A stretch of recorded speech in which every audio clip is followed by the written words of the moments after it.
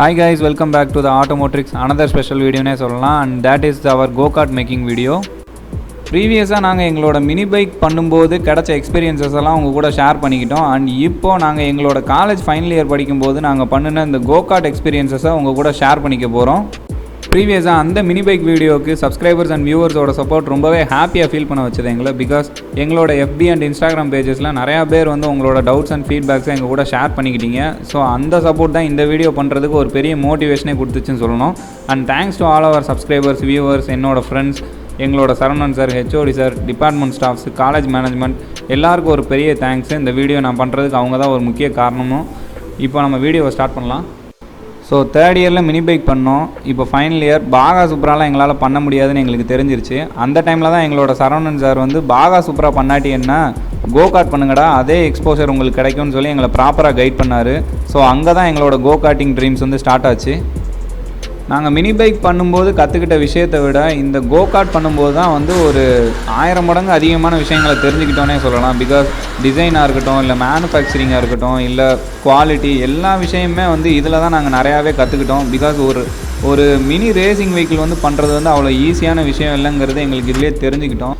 எல்லோரும் அமௌண்ட் இருந்தால் எந்த விஷயம்னாலும் பண்ணலான்னு சொல்லுவாங்க, அது என்னமோ உண்மை தான். பட் இந்த கோகார்ட் ஸ்டார்ட் பண்ணப்போ எங்களுக்கு இதோட டிசைன் கூட எப்படி பண்ணணும்னு தெரியாது, அதுதான் உண்மை.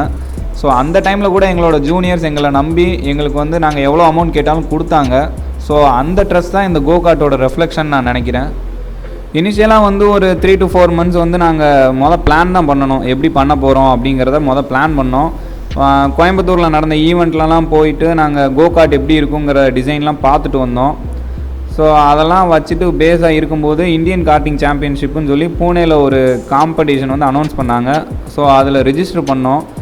இனிஷியலாக எங்கள் டீமில் பார்த்தீங்கன்னா ஒரு 40 மெம்பர்ஸை வந்து நாங்கள் எடுத்து வச்சுருந்தோம். அதுக்கப்புறம் அதுலேருந்து ஒரு 25 மெம்பர்ஸை ஃபைனலைஸ் பண்ணி எங்களுக்குன்னு ஒரு டீமை ரிஜிஸ்டர் பண்ணிட்டோம். அந்த டீமை ரிஜிஸ்டர் பண்ணதுக்கப்புறம் எங்களுக்கு கோகார்ட்னா ஒரு ரேசிங் மிஷின் மட்டும்தான் தெரியும். ஃபஸ்ட்டு அதை எப்படி பண்ணணும்லாம் எங்களுக்கு ஃபஸ்ட்டே தெரியாது. ஸோ அதுக்கப்புறம் தான் வந்து நாங்கள் அதில் மெயினாக இறங்கவே ஆரம்பித்தோம்.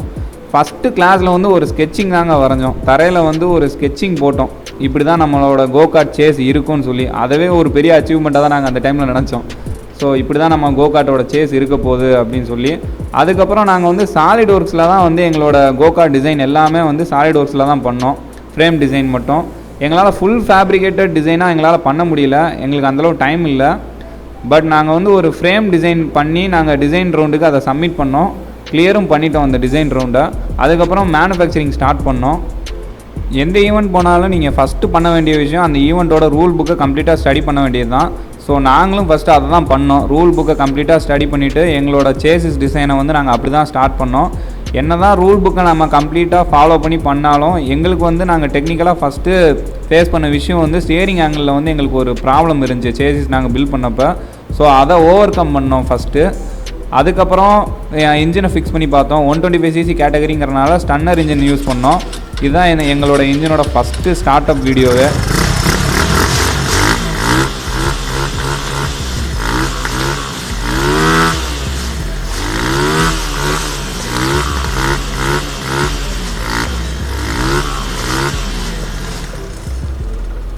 இது நடந்தது பார்த்தீங்க அப்படின்னா நைட் ஒரு 1 மணி இருக்கும். தூத்துக்குடியில் தான் இது நடந்தது.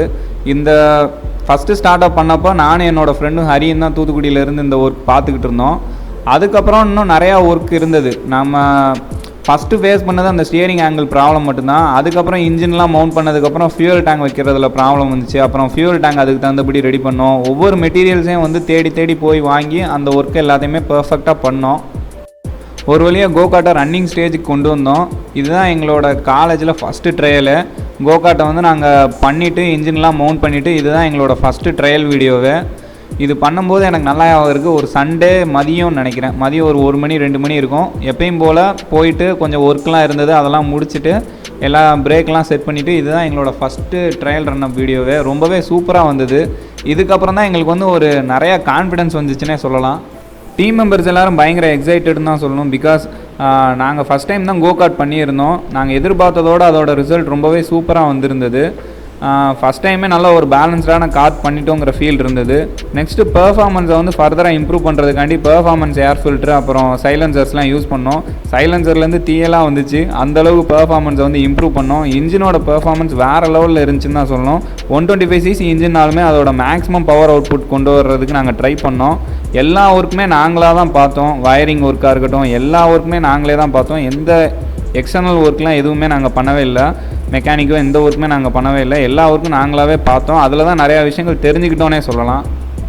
அண்ட் இந்த பெயிண்டிங் எக்ஸ்பீரியன்ஸ் பற்றி கண்டிப்பாக உங்கள் கூட ஷேர் பண்ணியே ஆகணும். பிகாஸ் இந்த பெயிண்டிங் ஒர்க் கூட நாங்களே தான் பண்ணோம். KTM ஆரஞ்சு கலர் தான் எங்களோட ஃப்ரேமில் நாங்கள் அடிக்கணும்னு சூஸ் பண்ணோம். ஸோ ஃபஸ்ட்டு வந்து ப்ரைமர் கோட் வந்து ஒயிட் கலரில் அடிச்சுட்டு அதுக்கு மேலே வந்து அந்த KTM ஆரஞ்சு கலர் வந்து நாங்கள் கோட் பண்ணோம். இது வந்து நான் என்ன விஷயம் சொல்ல வரணும்னு நினச்சேன்னா, இப்போ நீங்கள் வந்து பெயிண்டிங் போக போகிறீங்க அப்படின்னா உங்களோட ஃப்ரேமில் வந்து எல்லா ஒர்க்குமே நீங்கள் கம்ப்ளீட் பண்ணி முடிச்சதுக்கப்புறம் தான் நீங்கள் வந்து பெயிண்டிங் போகணும். சப்போஸ் நீங்கள் பம்பர் ஒர்க் மட்டும் பேலன்ஸ் வச்சுட்டு நம்ம பெயிண்ட் பண்ணிடலாம், அதுக்கடுத்து லாஸ்ட்டாக நம்ம பெயிண்ட் பண்ணிக்கலாம் அப்படின்னு நீங்கள் பம்பரை நம்ம வந்து கடைசியாக பெயிண்ட் பண்ணிக்கலாம் நீங்கள் நினச்சிங்கன்னா அது நல்லா இருக்காது. ஸோ நீங்கள் உங்களோட வெல்டிங் ஒர்க்ஸ் எல்லாத்தையுமே கம்ப்ளீட் பண்ணிட்டு தான் நீங்கள் வந்து பெயிண்ட் பண்ணணும். அப்படின்னா தான் வந்து ஒரு கம்ப்ளீட் ஃபினிஷ் கிடைக்கும். உங்கள் கார் பார்க்குறதுக்கும் கொஞ்சம் நல்லாவும் இருக்கும். அண்ட் பெயிண்ட் வந்து நீங்கள் ஒரு ஈவெண்ட் போகிறதுக்கு ஒரு 10 டேஸ்க்கு முன்னாடியே பெயிண்ட் பண்ணிடுங்க. பிகாஸ் ஒன்ஸ் நீங்கள் பெயிண்ட் பண்ணிட்டீங்க அப்படின்னா உங்கள் வெஹிக்கிளில் வந்து இந்த போல்ட் நட்லாம் கொஞ்சம் டைட்னஸ் இருக்கும். எந்த போல்ட்லாம் வந்து கொஞ்சம் டைட்டு இதாகுது அப்படிங்கிறத நீங்கள் தெரிஞ்சுக்கலாம். ரொம்ப ஏர்லியராகவும் நீங்கள் பெயிண்ட் பண்ணிக்க வேண்டாம். நீங்கள் ஈவெண்ட்டுக்கு போகிறப்ப வந்துட்டு அப்புறம் பெயிண்ட் வந்து கொஞ்சம் டல்லராக தெரியும். ஈவெண்ட்டுக்கு ஒரு 10 டேஸ்க்கு முன்னாடியே வந்து நீங்கள் பெயிண்ட் பண்ணிடுங்க. ப்ராக்டிஸ் வந்து பார்த்தீங்க அப்படின்னா ஈவெண்ட்டுக்கு ஒரு 2 டேஸ்க்கு முன்னாடியே வந்து ப்ராக்டிஸ் எல்லாம் ஸ்டாப் பண்ணிடுங்க. ரொம்ப லாஸ்ட் வரைக்கும் நீங்கள் ப்ராக்டிஸ் பண்ணிகிட்டே இருந்தீங்க அப்படின்னா ஏதாவது ப்ராப்ளம் வந்துருச்சுன்னா அப்புறம் ஈவெண்ட் கிளம்புறப்ப கொஞ்சம் டென்ஷன் ஆயிரும். ஸோ ப்ராக்டிஸ் எல்லாம் வந்துட்டு ஒரு ஈவெண்ட்டுக்கு ஒரு 2 டேஸ்க்கு முன்னாடியே ஸ்டாப் பண்ணிடுங்க. ஸோ நாங்கள் அந்த ஈவெண்ட் போன வருஷம் தான் வந்துட்டு ஜல்லிக்கட்டு ப்ரொட்டஸ்ட்லாம் நடந்துச்சு. ஸோ ட்ரெயின்ஸ் எல்லாமே கேன்சல் ஆகிருச்சு. தமிழ்நாடுக்குள்ளே கூடி போகிற ட்ரெயின்ஸ் எல்லாமே கேன்சல் ஆகிருச்சு. ஸோ நாங்கள் ஸ்ட்ரைட்டாக நாகர்கோவில் போய் அங்கேருந்து மும்பை போகிற ட்ரெயினில் தான் நாங்கள் ட்ராவல் பண்ணோம். அது மதுரை வழியாலாம் போகாதுன்னு சொல்லிட்டாங்க. ஸோ நாங்கள் வந்து மதுரையிலேருந்து தான் போகலான்னு நினச்சோம். அதுக்கப்புறம் நாங்கள் நாகர்கோவிலுக்கே போய் அங்கேருந்தே வந்து கார்ட்லாம் ஏற்றிட்டு போனோம். டிரான்ஸ்போர்ட் வந்து ஒன்றும் ப்ராப்ளம் இல்லை. ப்ராஜெக்ட் வெஹிக்கிள்னு சொல்லி நீங்கள் ட்ரெயினில் உங்கள் கூட நீங்கள் வந்து கேரி பண்ணி கொண்டு போய்க்கலாம் லக்கேஜாக. அண்ட் இந்த மாதிரி நேஷனல் லெவல் ஈவெண்ட்ஸ்லாம் அட்டன் பண்ணும்போது ரேசிங் சூட் வந்து ரொம்பவே இம்பார்ட்டண்ட்டான ஒரு விஷயம். பிகாஸ் ஆர்கனைசர்ஸ் வந்து ப்ராப்பரான சூட் இல்லாட்டி உங்களை பார்ட்டிசிபேட் பண்ண விட மாட்டாங்க. சப்போஸ் உங்களால் ஓனாக வாங்க முடியல அப்படின்னா சென்னை இந்த மாதிரி ஏரியாஸில் ரெண்டில் கூட நீங்கள் எடுத்துகிட்டு போய்க்கலாம். ஸோ ஈவெண்ட் கிளம்புறப்பே வந்து நாங்கள் கொஞ்சம் சைக்காலஜிக்கலாக நிறையா ப்ராப்ளம்ஸை ஃபேஸ் பண்ணிட்டு தான் நாங்கள் ஈவெண்ட்டுக்கே போனோம். ஸோ அதோட ரிஃப்ளெக்ஷன் தான் வந்து எங்களுக்கு அங்கே தெரிஞ்சது. எங்களோட கோகார்ட் வந்து ரொம்ப டாப் லெவலில் பர்ஃபார்மன்ஸ் பண்ணிச்சுன்னுலாம் நான் சொல்ல மாட்டேன். பட் எங்களோட கோகார்ட் வந்து ட்ராக்கில் எங்கேயுமே நிற்கலை. எல்லா இடத்துலையுமே ஈவெண்ட்டை கம்ப்ளீட் பண்ணிட்டு தான் வந்துச்சு.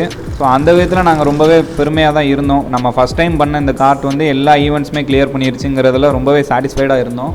அண்ட் நீங்கள் பார்த்துக்கிட்டு இருக்க இந்த கிளிப்பிங் என்னோடய லைஃப் டைமில் நான் மறக்கவே முடியாத ஒரு டைம் தான் சொல்லணும். பிகாஸ் இதுதான் எங்களோட ஃபைனல் ரேஸ் அப்போ எடுத்த கிளிப்பிங் இது. இது வந்து ஒரு 5 லேப் ரேஸு. ரேஸ் ஸ்டார்ட் பண்ணும்போது நாங்கள் தான் ஃபஸ்ட் பொசிஷனில் இருந்தோம். ஃபஸ்ட் லேப்பில் ஒரு டீப் டர்ன் பண்ணும்போது அவுட் ஆஃப் த ட்ராக் போயிட்டோம். ஸோ அதனால் ஃபஸ்ட் லேப்பில் எங்களோட டைமிங் ரொம்ப அதிகமாகிருச்சு. ஆனால் ஃபைனல் லேப் முடிக்கும் போது நாங்கள் தான் ஃபஸ்ட்டாக நாங்கள் கம்ப்ளீட் பண்ணோம் இந்த ரேஸை. நாங்கள் வின் பண்ண பெரிய லெவலில் ஒன்றும் வின் பண்ணல. பட் நம்மளோட டீம் மெம்பர்ஸ் வந்து நம்மளை எந்த அளவுக்கு சப்போர்ட் பண்ணுறாங்கங்கிறத நான் அந்த ரேஸில் தான் நான் தெரிஞ்சுக்கிட்டேன். என்னோடய டீம் மெம்பர்ஸ் எல்லாருமே வந்துட்டு ரொம்ப ஹாப்பியாக வந்து என்கரேஜ் பண்ணாங்க அந்த டைமில். அதுதான் வந்து ஒரு டீம் சப்போர்ட்னால் எப்படி இருக்குங்கிறத எனக்கு ப்ரூவ் பண்ணி காட்டுச்சு. எல்லார் வீட்லேயும் காலேஜ் படிக்கும்போது பொதுவாக சொல்கிற டயலாக் என்னென்னா ஃப்ரெண்ட்ஸ் கூட சேர்ந்து சுற்றாத அப்படின்னு சொல்லுவாங்க. பட் நான் என் ஃப்ரெண்ட்ஸ் கூட சேர்ந்தனால தான் நான் வந்து நிறையா ஆட்டோமொபைல் இன்ஜினியரிங் திங்ஸ் தெரிஞ்சுக்கிட்டேன்னே நான் நினைக்கிறேன் என்னோடய லைஃப்பில்.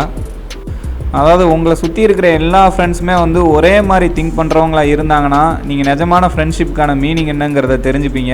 அதை நான் பார்க்கவும் செஞ்சுட்டேன். எங்கள் டீமில் ஒர்க் பண்ண எல்லாரோட ரெஃப்ளெக்ஷன் தான் இந்த கோகார்ட்டு. அதில் எந்த வித மாற்று கருத்துமே இல்லை. சப்போஸ் நீங்களும் உங்கள் காலேஜில் ஒரு கோகார்ட் டீம் வச்சுருக்கலாம். அதை எப்படி பண்ணணுங்கிறது உங்களுக்கு தெரியாமல் இருக்கலாம். அந்த மாதிரி எந்த டவுட்ஸ் இருந்தாலும் எங்களோட இன்ஸ்டாகிராம் அண்ட் ஃபேஸ்புக் பேஜஸில் எங்களை காண்டாக்ட் பண்ணுங்கள். நாங்கள் உங்களுக்கு கண்டிப்பாக ஹெல்ப் பண்ணுறோம். இந்த வீடியோ உங்களுக்கு பிடிச்சிருந்தா உங்கள் ஃப்ரெண்ட்ஸ் எல்லாருக்கும் ஷேர் பண்ணுங்கள். அண்ட் மறக்காமல் ஆட்டோமோட்ரிக்ஸ் சேனலுக்கு சப்ஸ்கிரைப் பண்ணுங்கள். தேங்க்யூ.